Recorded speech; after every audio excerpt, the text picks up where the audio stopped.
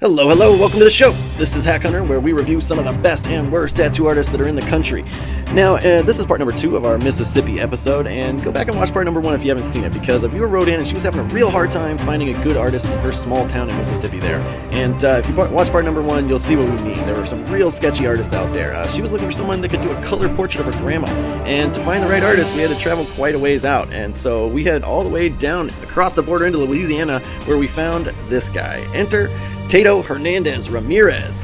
You can find him working at 504 Ink's Tattoos there in Slidell, Louisiana. Definitely recommend checking them out. If you want to find their Instagram, it is 504 Ink Tattoos on Instagram.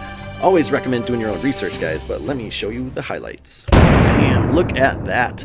Super clean, beautiful, detailed work. Now this is kind of his MO. He does a lot of small, detailed color and black and gray work. The white work is just phenomenal. He puts it in all the right key places. It's a very, very unique way of tattooing, and this is absolutely why I wanted to showcase him in particular. A lot of his artwork just has this really tight, high definition detail, especially when you incorporate all that white in there like he does there. Just beautiful. This is just an epic looking eagle. The way he did the tufts on the chest here, just second to none. We see a lot of these kind of eagle designs where artists might just do a straight cut off or just a little bit of a gray fade down here, but he actually blended these tufts all the way down. Did a phenomenal job putting the extra effort, and this flag also just has beautiful folds to it. He did a really, really clean, smooth job of it. All of his portfolio was just very impressive to me because it's very unique. Here's one of his color portraits that we were drawn to right off the bat, and you can see this sort of skin toner, he did a great job of blending it. It looks really perfect to the portrait. The only thing I might recommend is a little bit more contrast, because whenever you're working with these kind of skin colors, these light tans right on the color of skin, it can be a little bit risky of having it fade out or look washed out when it heals. So sometimes you want to add contrast, even if it's not there in the photo. You want to add contrast just to make sure that it doesn't heal washed out.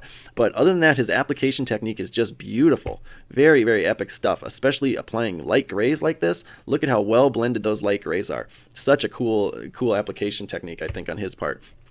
Zoom in on this elephant. Man, look at the small little texture that he did on that trunk. Just looks beautiful. Second to none work. We've seen a lot of elephants where people just kind of do a smooth trunk and call it good, but man, this really, really has the look of a real elephant. I give him major props for spending the time and energy to go in there and put in that small detail.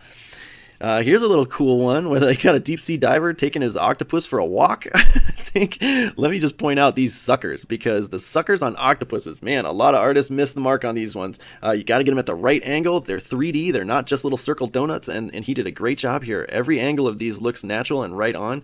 All the white work again in that octopus is beautiful, and then this deep sea diver too. Glares in all the right places, but not too many. I think he just does a phenomenal job with this artwork.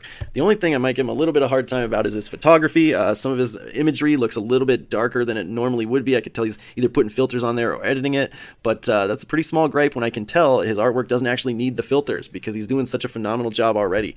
And here's a good example of it. This is a really, really dark photo, and it doesn't necessarily need to be. But he did an amazing job on this Liberty Bell here, especially considering I know from my own experience, when you're doing something yellow in realism, it can often come out too cartoony if you're not careful. And so I think he did just an amazing job of creating not only the glare effect there off the bell, but not making it too bright and vibrant where it looks kind of silly and cartoony. He did a really, really bang up job on this one. Very, very impressive work.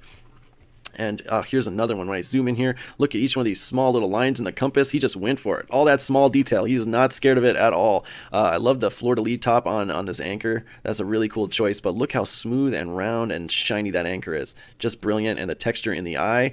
Epic work. Just very, very impressed, and it's also very, very unique looking work as well. He's got a really unique way of not only applying the ink, but compiling his designs, and I was very, very impressed with it. I'm always really happy to show you guys these kind of unique artists that do things a little bit differently and put out tattoos that aren't like ones that you see every day. He did a phenomenal job on this dove, by the way. The texture in the wings there, he didn't go too dark on it, which a lot of artists will go too dark on doves and make it look not like a dove anymore, but this is just perfect. Absolutely perfect the way he did it, and these look absolutely real in here as well. These the gears and the workings inside this clock, just beautiful, especially when you compare it to what we just saw in part number 1. The gears in that clock, night and day difference. So just epic, beautiful work. Tato Hernandez Ramirez, 100% goes into our approved list. Thanks for sticking around on that one, guys. We'll see you in the next city. Bye-bye.